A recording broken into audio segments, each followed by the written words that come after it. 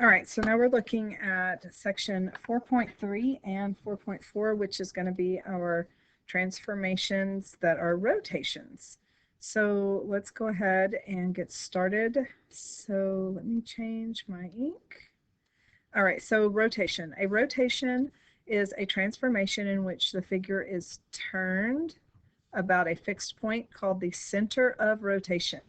A rigid motion, and its rays drawn from the center of rotation, so that would be this point right here, to a point and its image from the angle of rotation. So keep in mind going this way is clockwise because that's the way the clock counts, and this is counterclockwise. This is how most rotations are done.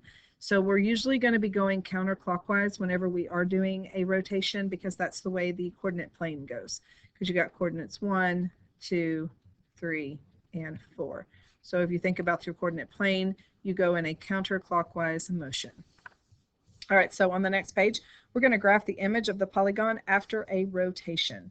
So we're going to rotate 180 degrees counterclockwise. So please note that the rule for rotating counterclockwise, so 180 degrees counterclockwise, the rule is to take your original point, so your pre-image, and you're going to make it negative x, negative y. It's very similar to a reflection over the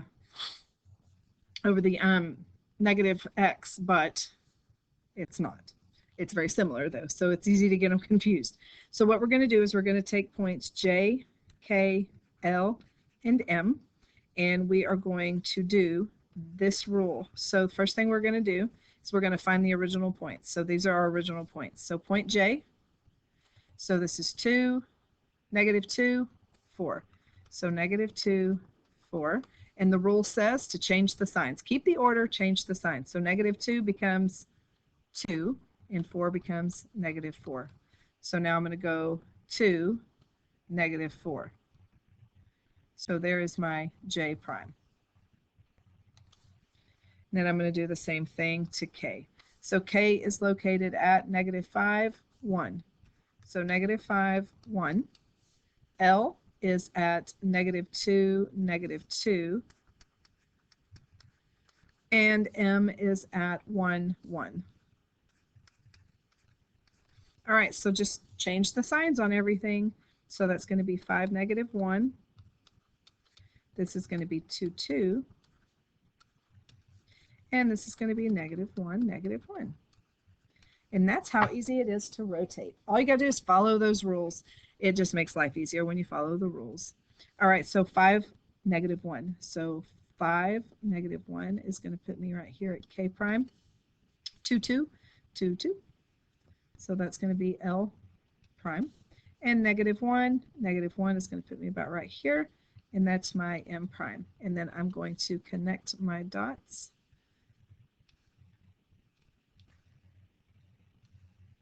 And there is my figure that has been rotated 180 degrees, which makes sense because J became down here, L came up here, K went to this side, and M went to this side, which would be a 180-degree rotation. All right, so now we're going to do the same thing here. We're going to do a 90 degrees clockwise. Okay, so clockwise. All right, so the rule is to go from, pay attention to the direction. They're wanting you to go clockwise, so this time we're going to go this way. But the rule is that y becomes your x and x becomes your y, but it changes the sign. All right, so we've got RST as our points. All right, so the original points are, R is at negative, let's see, here's my x-axis, so that's negative 2, 0, or sorry, negative 4, 0, because they're counting by twos. S is at negative 1, 2, 4, 5. So negative 1, 5. And T is at right here. So that's going to be 2, 4, 5, 1. 5, 1. So negative 5, 1.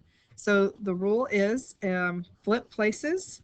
So my Y will become So the y will become x, so that's 0, and then x is opposite, so 0, 4. 5 will become my x, negative 1 will become positive. 1 will become my x, negative 5 will become positive.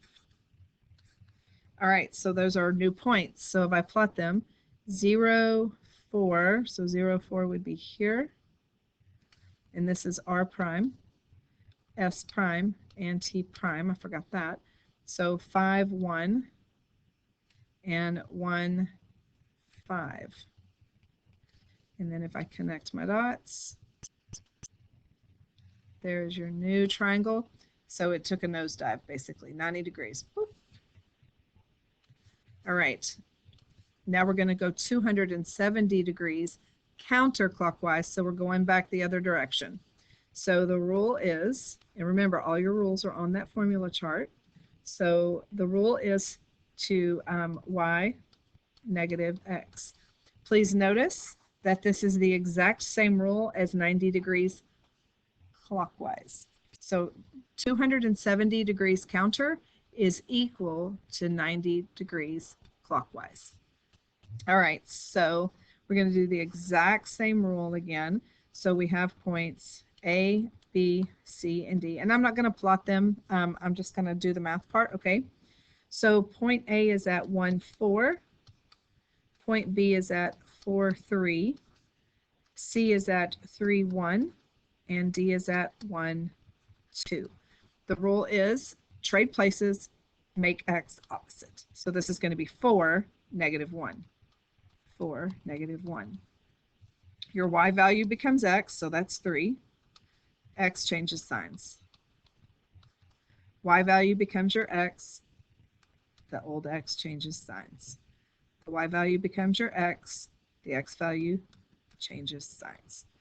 So here is your pre-image. Here is your image. All right. Now, composition. We did some of these already. So a composition is where you're doing multiple things. We've already done these. So first we're going to reflect, and then we're going to rotate. So reflect over the x-axis. Remember, when you reflect over the x-axis, x stays the same and y becomes negative. And then 180-degree rotation. So what was the 180-degree rotation? That was negative x, negative y. So those are the two rules. So what we're going to do is we're going to take the pre-image, so our xy, and then we're going to reflect it. So then it's going to become x negative y. And then we're going to rotate it 180 degrees. So you're going to have those rules there. So we got point M and we got point N. Oops, let me just do this. You write a little bit smaller. So point M is at negative 4, 4. So negative 4, 4. So negative 4 is going to stay the same, and y is going to become negative. Point N is at 1, negative 1, negative 1. So negative 1 stays the same, and that 1 becomes positive. Now you're just going to change the signs on both of them. So this would be 4, 4. This would be 1, negative 1. Okay, so after first a reflection over the x-axis, then a rotation of 180 degrees, this is our ending result. So we go over 4, up 4, and this is going to be our M prime, and then over 1, down 1, because we're counting by 2's here. So this is our N prime. And then if we connect them, so that is where we land after a reflection and a rotation. All right, so now let's do the next one. So we're going to do a 90-degree rotation counterclockwise. So we'll do our tables. We have our original points, and then we have our rotation of counterclockwise. So what does the rotation counterclockwise look like? So rotation of 90 degrees counterclockwise, that rule is negative y, x. So the x and the y are going to trade places. So negative y, x. And then we're going to translate that by adding 2 and subtracting 3. So x minus, or x plus 2, y minus 3. So that'll be our new point. So starting with point M, which is -2, -1, and N is at 2, 3, 1. So 3, 1. All right, so we got to do it twice this time.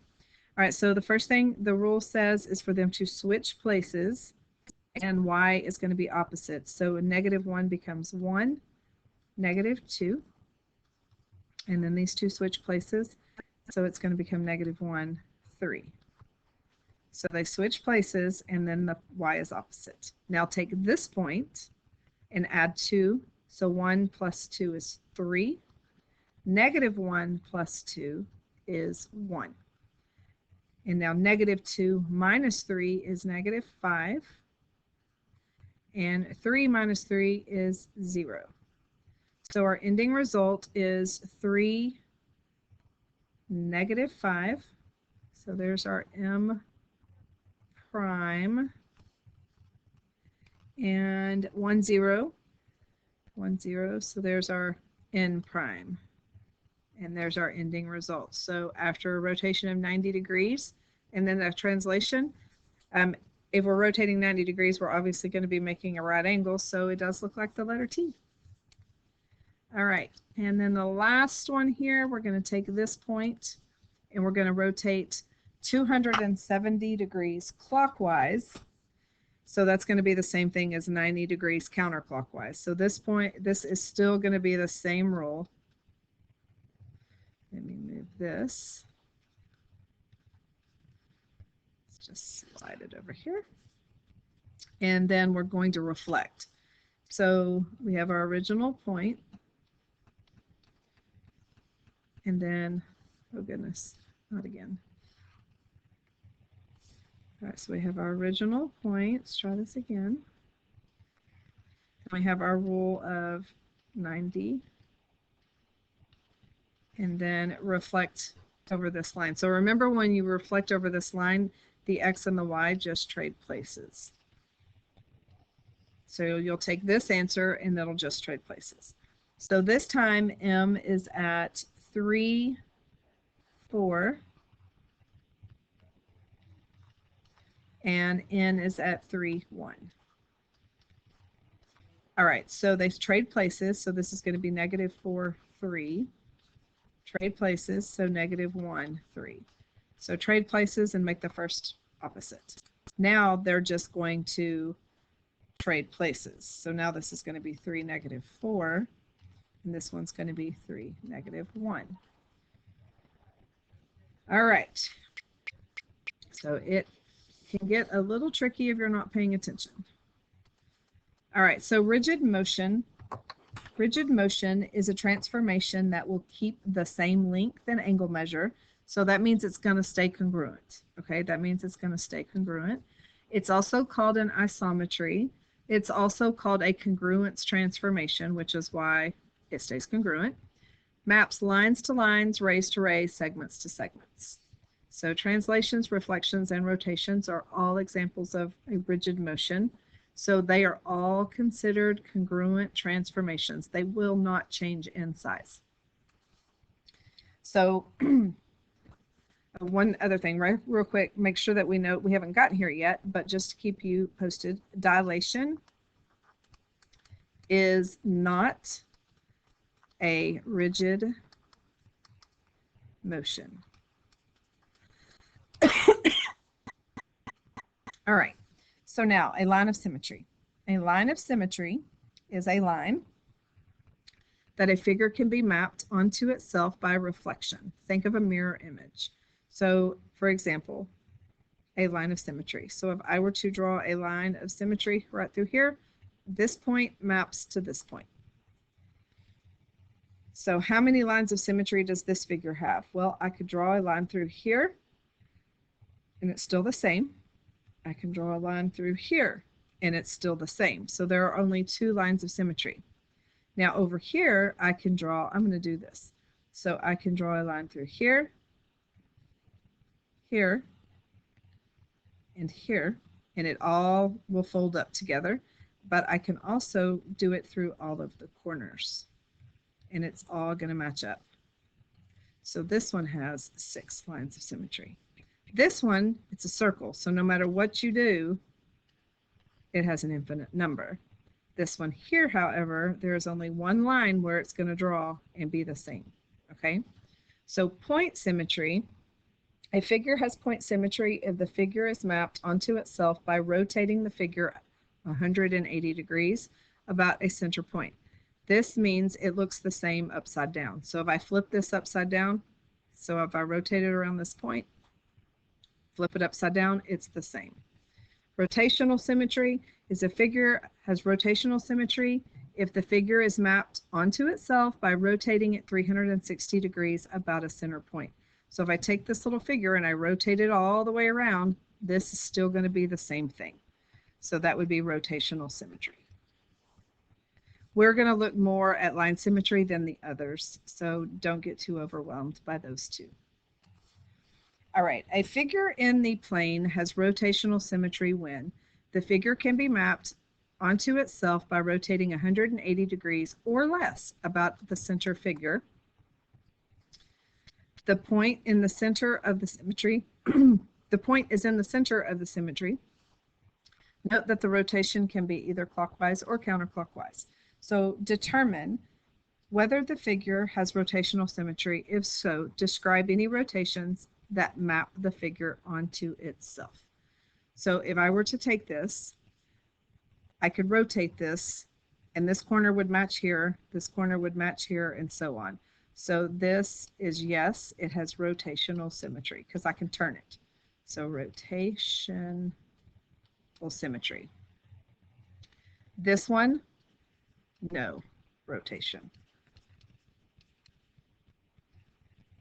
Because if I turn this, this point does not match with this point, because remember the angles have to be the same size, so it doesn't work. It says identify the line of symmetry and rotational symmetry of an equilateral triangle. So if I have an equilateral triangle, so if I draw this triangle here, it says identify the line of symmetry. Well, I can draw here, I can draw here, and I can draw here. So there are 3 lines of rotational symmetry. Now what about rotational symmetry? Well, if I turn it 120 degrees, it's going to map here. If I turn it another 120, it matches here. Turn it back here. So it has rotation also. So 3 lines of symmetry.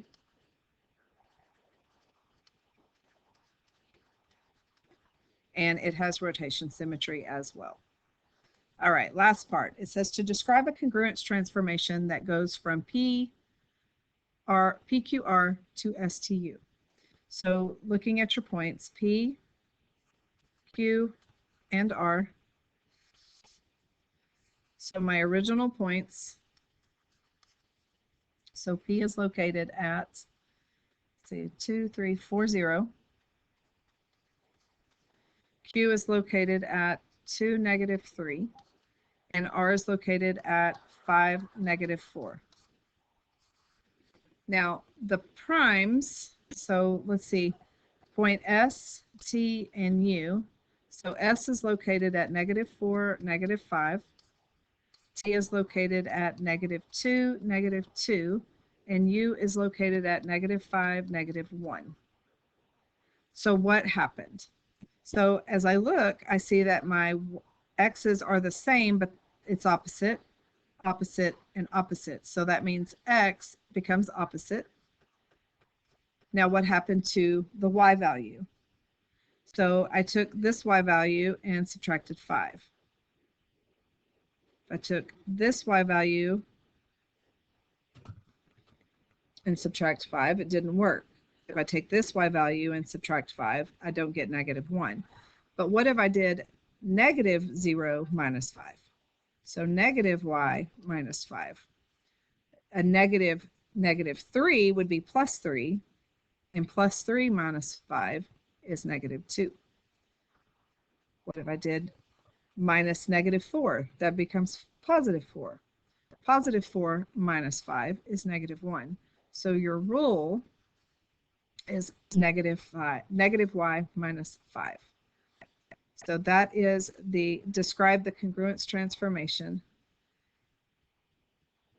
So we go from here to here by doing this rule. So we took xy, and first we did y minus 5, so if I subtracted it, and then made both of these opposites, so negative x comma negative y. That's how we got the negative in front of here. So this is our overall rule. All right, so that is the end, and I will see y'all later. Bye.